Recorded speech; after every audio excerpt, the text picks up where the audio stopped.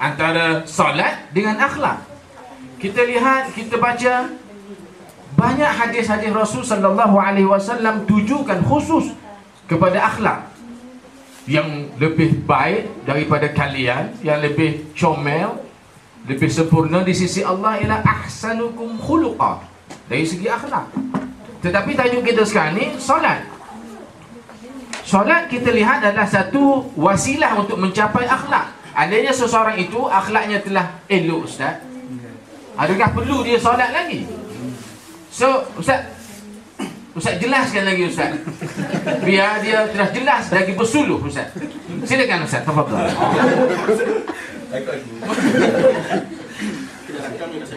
Bismillahirrahmanirrahim. Assalamualaikum warahmatullahi wabarakatuh. Alhamdulillahi wa kafa, salatan wa salaman ala habibina al-mustafa wa ala alihi wa sahbihi wa man tabi'al huda. Rabbi shrah li sadri wa yassir li amri wahlul 'uqdatam min lisani yafqahu qawli. Wa la haula wa la quwwata illa billahil aliyyil azim. Terima kasih Ustaz Syed Hilmi, pengurusi majlis, sahabat-sahabat ahli panel, tuan rumah. Mudah-mudahan diberkatilah rumah ini dan seisi keluarganya serta jurat-juratnya, dan juga semua sahabat-sahabat yang hadiri program. Tak lupa juga kepada jurukuasa program memperingati Isra Mi'raj. Soalan yang diajukan adalah berkaitan dengan sembahyang ataupun solat dan akhlak, mana yang lebih penting?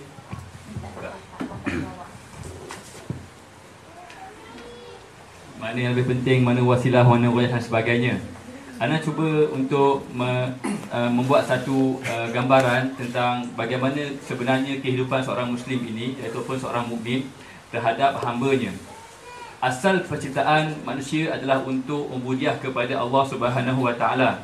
Kalau kita boleh katakan itulah royahnya untuk ubudiah.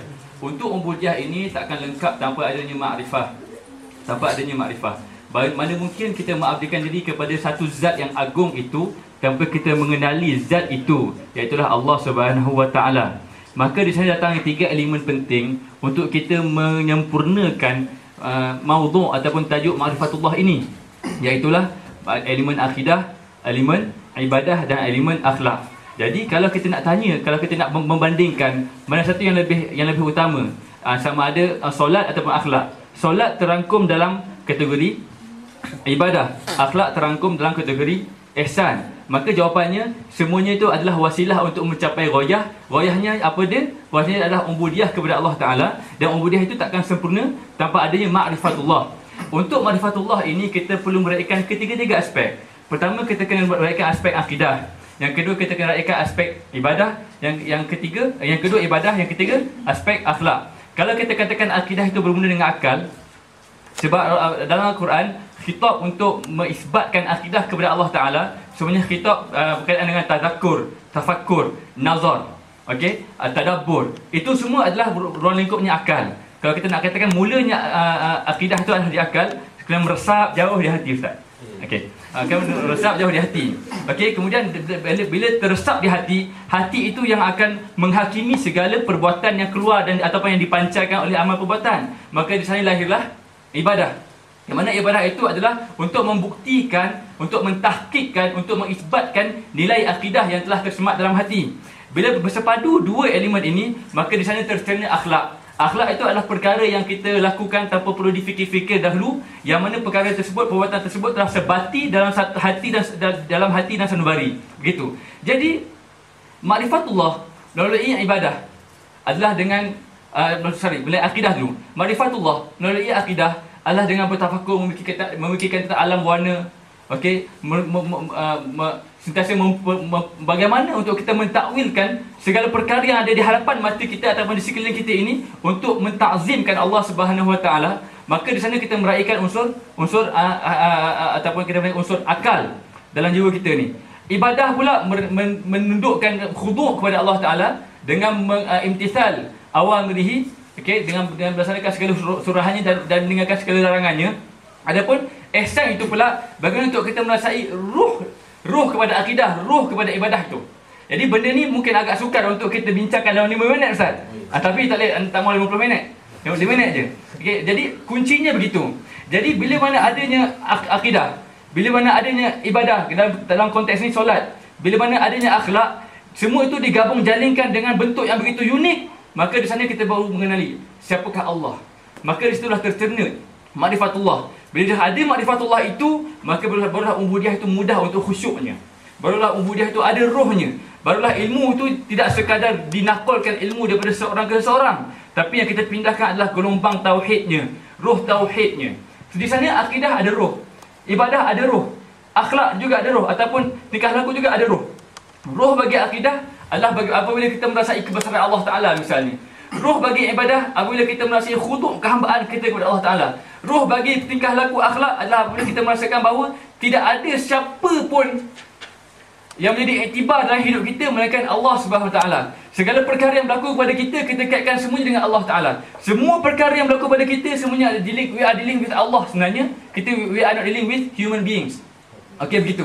Jadi begitulah maknanya bagaimana untuk kita mengenali ghayah dan wasilah. Kesimpulannya, ghayah kehidupan kita adalah makrifatullah untuk menyempurnakan pengertian ubudiyah, dan wasilah yang utama ada 3, iaitu memantapkan ilmu akidah, memantapkan ilmu ibadah, dan juga mengisbatkan, memasakkan ilmu akhlak dalam hati. Dengan ketiga-tiga wasilah inilah kita mencapai ghayah. Maka diharapkan kita sebagai penuntut ilmu di sini, kita kena faham satu perkara penting.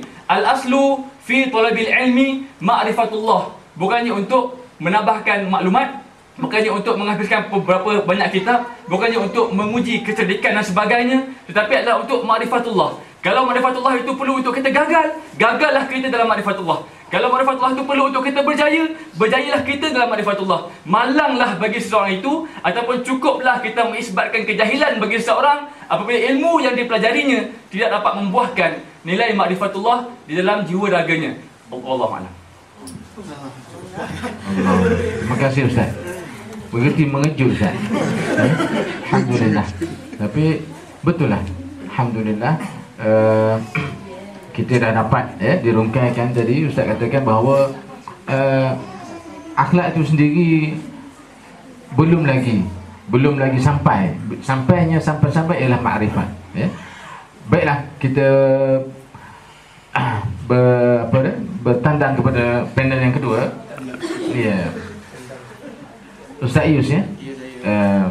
Kalau tadi persoalannya mana yang lebih penting antara solat dan perkerti, dan telah dirungkaikan. Yang kedua, ada satu hadis Rasulullah SAW yang maksudnya bahawa bermaksud bahawa hatilah yang penting mengatasi segala-galanya. Andainya hati itu cantik, maka cantiklah segalanya, dan kiranya hati itu busuk, rosak, maka rosaklah segalanya, termasuk akhlak. Jadi majlis pada petang yang berbahagia ini ingin meminta Ustaz memberi penjelasan bagaimana hati berada di sini, dan bagaimana pula solat yang berada di dalam tajuk forum kita. Adakah sepatutnya kita katakan kepentingan hati dalam mendidik serta peranannya dalam mendidik akhlak, atau solatnya? Apa kaitan kedua-duanya itu Ustaz? Tafadhal. Assalamualaikum warahmatullahi wabarakatuh. Terima kasih kepada Ustaz Syed selaku pengerusi forum, dua sahabat benar yang segani ahli panel, khususnya muslim dan muslimat yang dirahmati Allah Subhanahu Wa Taala.